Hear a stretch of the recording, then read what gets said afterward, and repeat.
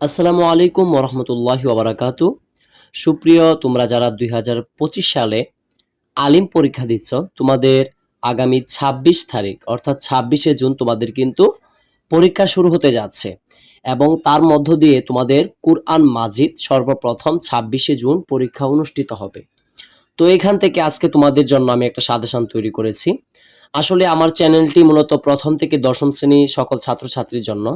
কিন্তু আমি তোমাদের জন্য শুধু সাজেশন দেওয়ার জন্য আমি একটা প্লেলিস্ট তৈরি করেছি।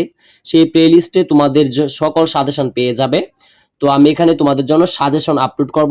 এছাড়াও বিভিন্ন ইংলিশ, গ্রামার, আরবি সবকিছু নিয়ে আমার চ্যানেলটি মূলত আমি তৈরি করেছি।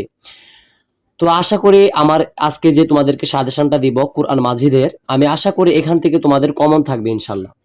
তো আমি আর কথা বাড়িয়ে দেরি করছি না, আমার চ্যানেলে যারা নতুন অবশ্যই সাবস্ক্রাইব করে পাশে থাকবে। তো দেখো এখানে আমি এখানে দিয়েছি সূরা নিসা, সূরা মায়েদা, তারপরে দিয়েছি সূরা আন-নিয়াম, এটা আন-নিয়াম হবে, ঠিক আছে?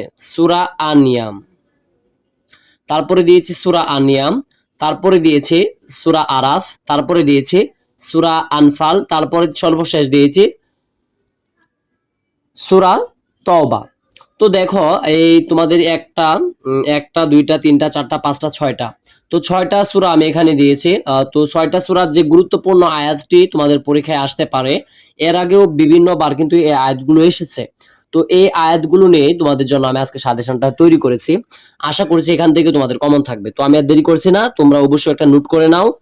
তো দেখো সূরা নিসা থেকে ১ থেকে ২ নাম্বার আয়াত পর্যন্ত, তারপরে দেখো ৫ থেকে ৭ নাম্বার আয়াত পর্যন্ত, ১১ নাম্বার আয়াত, ২৩ নাম্বার আয়াত, ৩৪ থেকে ৩৫ নাম্বার আয়াত, ৭৫ থেকে ৭৬ নাম্বার আয়াত, ৭৭ থেকে ৮০ নাম্বার আয়াত, ১০৫ থেকে ১০৯ পর্যন্ত আয়াত, ১৩৬ থেকে ১৩৯ পর্যন্ত আয়াত এবং সর্বশেষ ১৫৩ থেকে ১৫৪ নাম্বার আয়াত। তো এখানে দেখো সূরা নিসার মধ্যে যে আমি আয়াতগুলো দিয়েছি এগুলো কিন্তু খুবই ইম্পর্টেন্ট, ঠিক আছে? ভালোভাবে কিন্তু এগুলো দেখার চেষ্টা করবা, কারণ তোমার এখান থেকে কিন্তু পরীক্ষায় প্রশ্নগুলো আসবে এবং কোয়েশ্চেনগুলো তোমাদেরকে করে থাকবে এই গুরুত্বপূর্ণ আয়াত থেকে। আমি বিভিন্ন সালে যে তোমাদের পরীক্ষায় হয়েছে সেই বোর্ডের পরীক্ষাগুলো আমি দেখেছি যে এখান থেকে কিন্তু আসার সম্ভাবনা অনেক অনেক বেশি। তো তারপরে দেখো এখানে সূরা মায়েদা থেকে আমি যে কিছু এখানে ইম্পর্টেন্ট যেগুলো গুরুত্ব এগুলোই দিয়েছি। ১ থেকে ২ নাম্বার আয়াত, তারপরে ৬ থেকে ৬ নাম্বার আয়াত, তারপরে ৮ থেকে ১১ নাম্বার আয়াত, ১৮ থেকে ১৯ নাম্বার আয়াত, ৫১ থেকে ৫৩ নাম্বার আয়াত, ৮৭ থেকে ৮৯ নাম্বার আয়াত, তারপরে দেখো ৯০ থেকে ৯২ নাম্বার আয়াত, ১১১ থেকে ১১৫ পর্যন্ত আয়াত, ঠিক আছে? তো সূরা মায়েদার জন্য এই কয়েকটা আয়াত কিন্তু তোমাদের যদি একটু ভালো করে দেখো, আশা করি এখান থেকে তোমরা পারবে।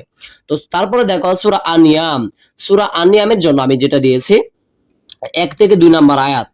১ থেকে ২ নাম্বার আয়াত, দেখো একটা জিনিস, প্রত্যেকটা সূরারই কিন্তু প্রথম যে ১ থেকে ২ নাম্বার আয়াত বা প্রথম ৩ টি আয়াত কিন্তু খুবই ইম্পর্টেন্ট, সবগুলোই সবসময় পরীক্ষায় আসতে পারে। তো এটা সবসময় মাথায় রাখবা, প্রত্যেকটি সূরার প্রথম ১ থেকে ২ ৩ টি আয়াত কিন্তু পরীক্ষায় আসার মতো, যে কারণে দেখো সবগুলো কিন্তু আমি ১ থেকে ২ ৩ আয়াত পর্যন্ত কিন্তু সবসময় দিয়ে দিয়েছি।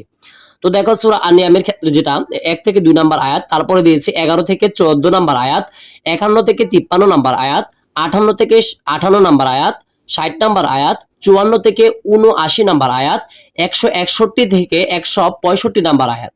তো তোমরা অনেকে বলতে পারো যে এভাবে কিভাবে আবার সাজেশন দিচ্ছেন।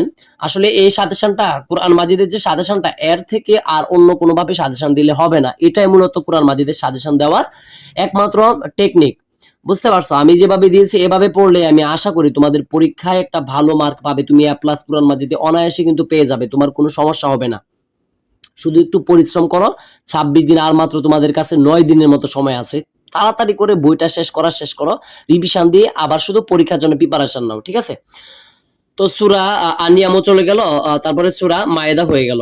তো তারপরে দেখো সূরা আরাফ থেকে আমি যে ইম্পর্টেন্ট এখানে আয়াতগুলো দিয়েছি, এটা হলো ১ থেকে ৩ নাম্বার আয়াত। একটু আগে কিন্তু আমি তোমাদেরকে বলেছিলাম প্রত্যেকটা সূরারই প্রথম ১ ২ ৩ নাম্বার আয়াত পর্যন্ত থাকে। এগুলো কিন্তু খুবই খুবই ইম্পর্টেন্ট থাকে, যে কারণে দেখো প্রত্যেকটি সূরাতে কিন্তু এগুলো থাকে।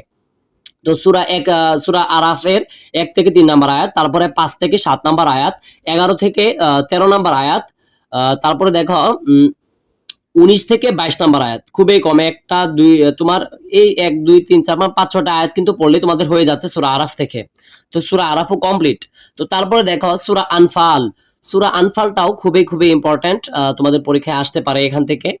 যে কারণে আমি আয়াতগুলো ভালো করে দেখবা। তোমরা এটা ভেবো না যে শেষের দিকে তো সূরাটা, তো তেমন একটা আসবে না, কারণ এটা মাথায় রাখতে হবে, এটা তোমাদের বোর্ড পরীক্ষা, এখানে তোমাদের যাচাই করা হবে, এখানে কাউকে খাতির করা হবে না। যে কারণে এগুলো আয়াত খুবই ইম্পর্টেন্ট, গুরুত্ব দিয়ে তোমাকে পড়তে হবে। তো দেখো এখানে সূরা আনফালের ক্ষেত্রে 1 থেকে 3 নাম্বার আয়াত, 7 থেকে 9 নাম্বার আয়াত, তারপরে দেওয়া হয়েছে তোমার 16 থেকে 18 নাম্বার আয়াত, 25 থেকে 28 নাম্বার আয়াত, 41 থেকে 42 নাম্বার আয়াত, 65 থেকে 66 নাম্বার আয়াত, 67 থেকে 69 নাম্বার আয়াত পর্যন্ত কিন্তু আমি এখানে দিয়েছি। এগুলো ভালো করে পড়বা। তো সূরা আনফাল শেষ। তো সর্বশেষ দেখো সূরা তাওবা থেকে আমি যেগুলো দিয়েছি, সূরা তাওবার ক্ষেত্রে দেখো, সূরা তাওবার ক্ষেত্রে দিয়েছি 1 থেকে 4 নাম্বার আয়াত, এটা দেখবা। তারপর 9 থেকে 11 নাম্বার আয়াত, 17 থেকে 19 নাম্বার আয়াত, 25 থেকে 27 নাম্বার আয়াত, 117 থেকে 128 নাম্বার আয়াত, 118 নাম্বার আয়াত, ঠিক আছে? তো দেখো ইতিমধ্যে কিন্তু তোমাদেরকে আমি যতটুকু আমি খুবই কিন্তু ঘেটে বলতে পারো খোঁজাখুঁজির মাধ্যমে কিন্তু আমি সাজেশনটা তৈরি করেছি। আজকেই বিবৃতি তোমাদের এটা নিয়ে সংশয় ছিল যে আসলে কি পরীক্ষাটা কখন হবে, সঠিক টাইম কিন্তু নির্ধারিত ছিল না। তো এটা কিন্তু আজকেই সঠিকভাবে বলেছি যে 26 তারিখ থেকে তোমাদের পরীক্ষা শুরু হবে, আর কোনো সমস্যা নেই। তো দেশে কিন্তু আবারও করোনা একটু বেড়ে যাচ্ছে, যে কারণে সরকার একটু কঠোর ব্যবস্থা নিয়েছে, মাস্ক পরাকে বাধ্যতামূলক করেছে। তোমরা অবশ্যই যখন পরীক্ষা কেন্দ্রে যাবে দূরত্ব বজায় রাখে কিন্তু তোমরা পড়ার চেষ্টা করবে। তো আরেকটা তোমাদের যে শানে নজুল থাকে, শানে নজুল, ঠিক আছে? দেখো আমি তোমাদেরকে দেখাই একটুনি। তো শানে নজুল থাকে কিন্তু তোমাদের,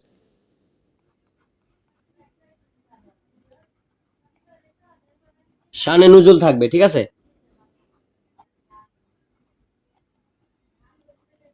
শানে নজুল, তোমাদের শানে নজুল থাকবে পরীক্ষায়। এটার জন্য 2টা সূরা মাত্র দিয়ে দিলাম এখানে, দেখো সূরা নিসা,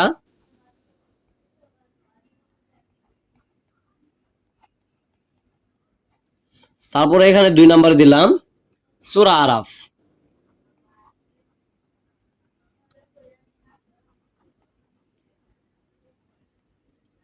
দেখছো? তো এই দুইটা পড়লে কিন্তু তোমাদের যে শানে নজুল এটা কিন্তু কমপ্লিট হয়ে যাবে। তো আমি আর দেরি করতে চাচ্ছি না, তোমাদের পরীক্ষা ভালো হোক এই আশাই ব্যক্ত করছি। এছাড়াও আমি আগে বলেছি আমার চ্যানেলটি মূলত প্রথম থেকে দশম শ্রেণীর সকল ছাত্রছাত্রীদের জন্য, কিন্তু মাথায় রাখবে আমার এই চ্যানেলের মধ্যে তুমি পাবে সামারি পাবে, অর্থাৎ ইংলিশ গ্রামার নিয়ে যত বেসিক থেকে শুরু করে তোমাদের এইচএসসি পর্যন্ত অর্থাৎ আলিম পর্যন্ত যারা রয়েছে সকলের কাজে আসবে এমন গ্রামার কিন্তু আমার ক্লাসে, আমার চ্যানেলে কিন্তু অলরেডি আপলোড করা হয়েছে। তোমাদের ইংলিশ পরীক্ষা সামনে আসবে, এগুলো নিয়েও তো আমার সবসময় তোমাদের পরীক্ষা নিয়ে ইনশাআল্লাহ সাজেশন থাকবে। এবং তোমাদের যে গ্রামারটা বুঝতে সমস্যা হয় আমাকে কমেন্টে জানাবে, আমি অলরেডি অনেক গ্রামার ইতিমধ্যে আপলোড করে ফেলেছি।